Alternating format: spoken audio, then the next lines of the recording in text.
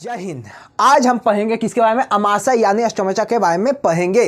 कल के वीडियो में हमने क्या पढ़ा था? मुख गुहा कंप्लीट कर लिया था। मुख गुहा में कंप्लीट कर लिया था ना? जी हाँ। ग्यास नली, उसमें मुख गुहा में पढ़े थे। मुख गुहा के बाद क्या आता है? ग्यास नली।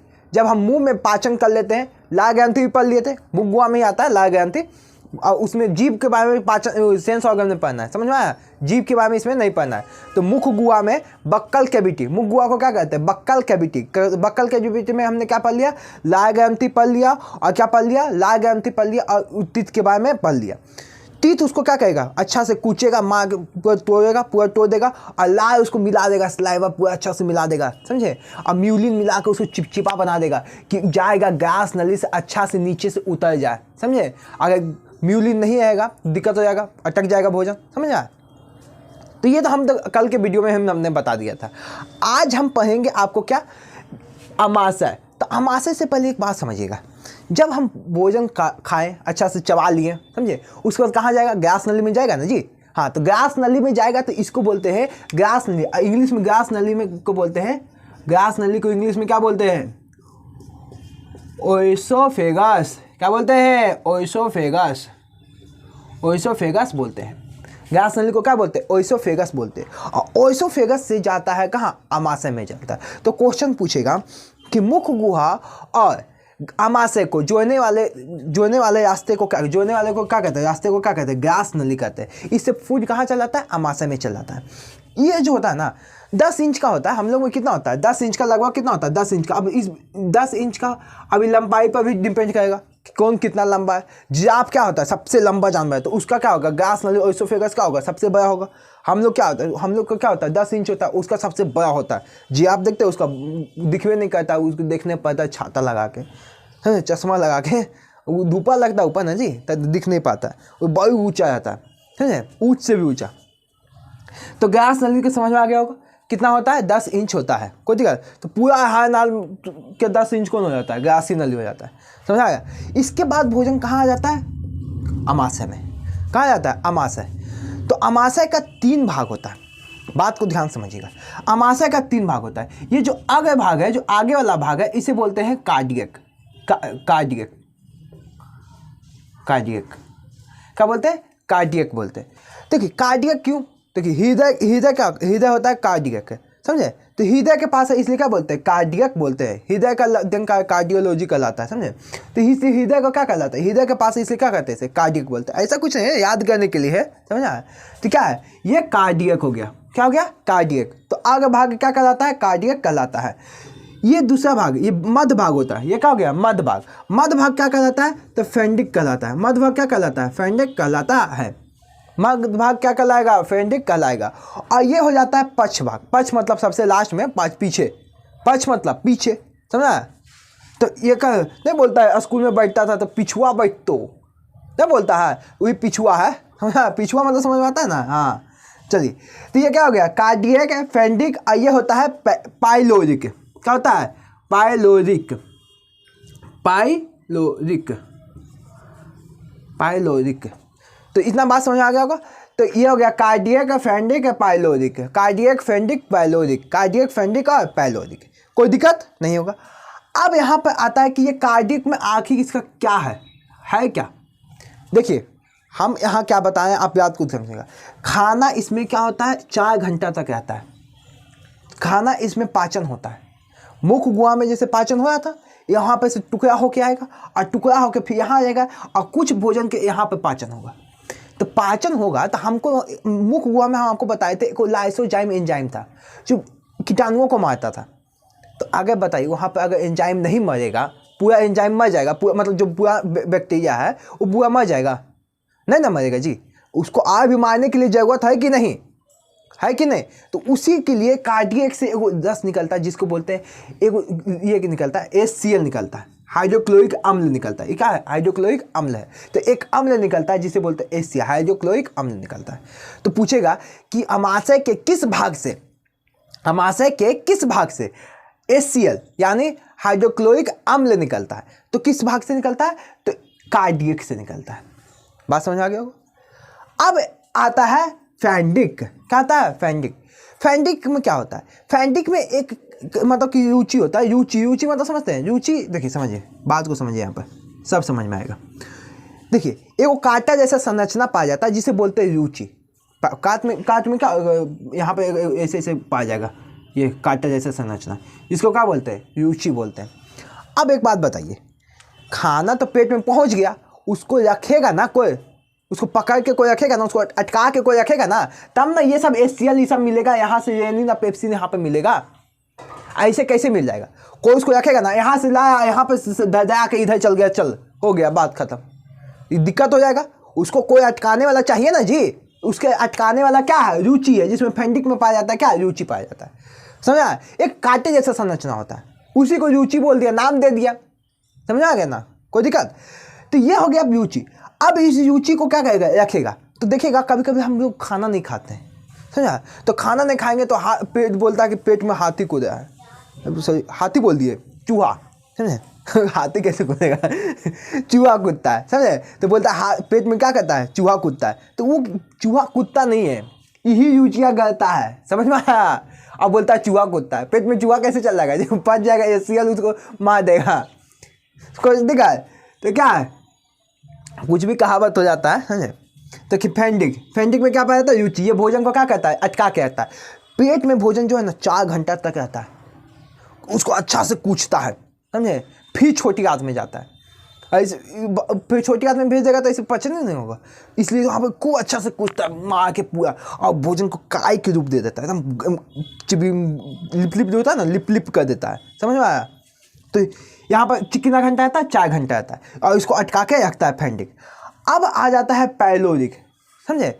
अब सोचेंगे सर ये कार्डियक, फेंडिक, पैलोरिक ये अलग अलग निकलता है, नहीं।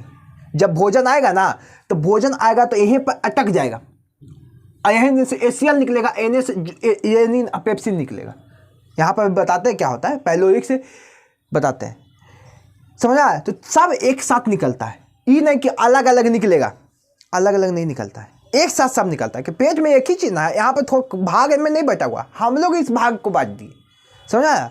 ये अपने भाग में ऐसे 4 गो टुकड़ा नहीं हो रहे, पेट का एक ही है, उसको हम लोग अपना भाग में बांट दिए, समझा। तो ये हो गया कार्डिक, आयोफेंडिक। अब पैलोरिक होता है ना, यहाँ पर एक जठर ग्रंथि पाया जाता है। कौन सा पढ़ती, जठर ग्रंथि। तो पूछता है कि पेट में कौन सा ग्रंथि पाया जाता है, जठर ग्रंथि। पेट में कौन सा ग्रंथि पाया जाता है, जठर ग्रंथि। तो पेट में कौन सा ग्रंथि पाया जाता है, जठर ग्रंथि। यहाँ पर लिख देते हैं जठर ग्रंथि, जठर ग्रंथि। अभी खाना खाया नहीं, देखिएगा बात को समझिएगा। ढकाया आ जाता है कभी कभी, पाचन हो रहा है, पाचन पर है तो पाचन नहीं होगा मेरा यहाँ देखिएगा। पैलोरिक, पैलोरिक क्या होता है ना, इसमें एक जठर ग्रंथि पाया जाता है, जठर ग्रंथि, जिसको बोलते हैं गैस्ट्रिक जूस। गैस्ट्रिक जूस निकलता है, gastric gland, GLAND, gastric gland. इससे निकलता है जठर रस, निकलता है। क्या निकलता है, जठर रस, जठर रस, जिसे बोलते हैं गैस्ट्रिक जूस। जूस पिए ना जी, तो वो जूस नहीं, फेंडिक हो गया, इसको ऐसे कर देते हैं, नहीं तो कन्फ्यूजन है। देखिए इसमें पाया जाता है जठर ग्रंथि, और जठर ग्रंथि से क्या निकलता है, जठर रस। क्या पाया जाता है, जठर ग्रंथि, जठर ग्रंथि से क्या निकलता है, जठर रस। ये जठर रस होता है 2, एक जठर रस को बोलते हैं रेनिन। कितने जठर रस है, 2 जठर रस, एक को बोलते हैं रेनिन और दूसरा को बोलते हैं पेप्सिन। दूसरा को क्या बोलते हैं, पेप्सिन। Rennin, pepsin. जठर रस कितने निकलते हैं, 2। जठर रस कितने निकलते हैं, 2। पहला को बोलते हैं रेनिन, दूसरा को बोलते हैं पेप्सिन। दूसरा, पहला को रेनिन, दूसरा को पेप्सिन। अब बात आता है ये रेनिन का काम क्या है, पेप्सिन का काम क्या है। कुछ तो काम होगा, ऐसी तो निकलेगा नहीं कोई, निकलता है तो कोई तो काम है, बजाय निकलते तो आपको कोई काम रहता है ना जी। तो ये पेट से निकल जाए, इसका भी कोई काम है। बजाय से निकलते तो कोनो काम है कि उसको देखना है, समझे, किसको देखने के लिए निकले हैं, पता चलिए जाता है। यहाँ भी देखिएगा, इसका भी काम ही देखने के लिए नहीं, पचाने के लिए निकलता है, समझ आया। देखा कम कीजिए, अब गलत कोई सोचेगा, देखने मतलब क्या होता है, किसी को भी देख सकते हैं। चलिए, रेनिन जो होता है ना वो दूध का पाचन करता है। किसका पाचन करता है? दूध का। किसका पाचन करेगा? दूध का। ये पेप्सिन जो है किसका पाचन करेगा? प्रोटीन का पाचन तो करेगा ना जी, प्रोटीन का भी कोई पाचन करेगा। तो दूध को पाचन कौन करता है? रेनिन। अब पेप्सिन क्या इसका पाचन करता है? प्रोटीन का। और दूध को क्या चीज बना देता है? दही में। क्या चीज बना देता है? दही में। तो दूध का पाचन कौन किया? रेनिन। हमारे पेट से निकलने वाला रेनिन एंजाइम जो होता है किसका पाचन करता है? दूध का। रेनिन एक क्या है? एंजाइम है। किससे निकलता है? जठररस से। इसलिए जठररस कितने होते हैं? 2 होते हैं, रेनिन और पेप्सिन। कोई दिक्कत? पेप्सिन किसका पाचन करेगा? प्रोटीन का। अब प्रोटीन को बदल देगा पेप्टोन में। किसको बदल देगा?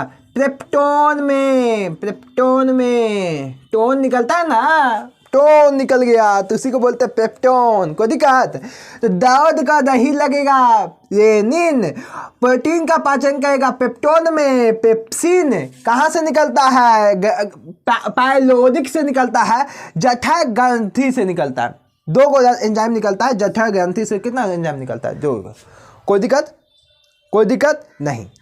अब बात है ये दही तो निकलता है, तो कैसे पता चलेगा? तो कैसे पता चलेगा? बच्चा को देखे जी, बच्चा को, हाँ सब देखा होगा।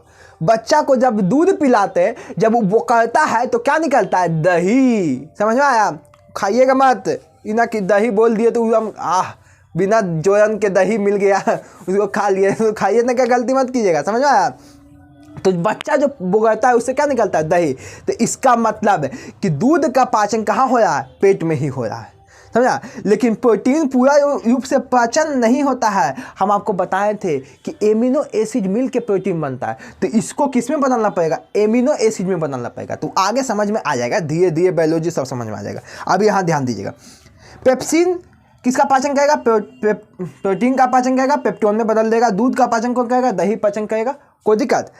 अब ये तो यहाँ पर तो बात समझ में आ ही गया। तो अब एक बात हम आपको बताते हैं, ये जो है ना एक साथ सभी निकलता है। भोजन आया, यहाँ पर रुचि अपना आया, यहाँ पर फंस गया, HCl उधर से आया, कीटाणुओं को मार दिया, इधर से रेनिन पेप्सिन आया, उसको पाचन कर दिया। समझाया? ये ना कि अलग अलग निकलेगा, ऐसा काम ना कि हाँ यहाँ से HCl तुम मिल के आओ, कीटाणु मार के आओ, फिर यहाँ पर हम रोकेंगे तुमको, यहाँ पर तुम फिर आएगा तो यहाँ पर, वैसे नहीं। ये मतलब कि सब कुछ भोजन आएगा तो एक प्रेशर क्रिएट होता है, और प्रेशर क्रिएट होने के बाद यहाँ पर इसकी दीवारों से निकलता है HCl, ये सब अपना निकलता है, जठररस से निकलता है, रेनिन और पेप्सिन निकलता है। तो यहाँ पर जब ये निकलता है ना, तो यहाँ पर क्या होता है ना, ब्लड का प्रेशर चाहिए निकलने के लिए, कुछ तो प्रेशर देगा ना, तो सब ब्लड आ जाता है, और ब्लड क्या करता है? प्रेशर देता है कि निकल निकल, भोजन पाचन करके है, तो सब निकलता है, भोजन पाचन करता है। समझा?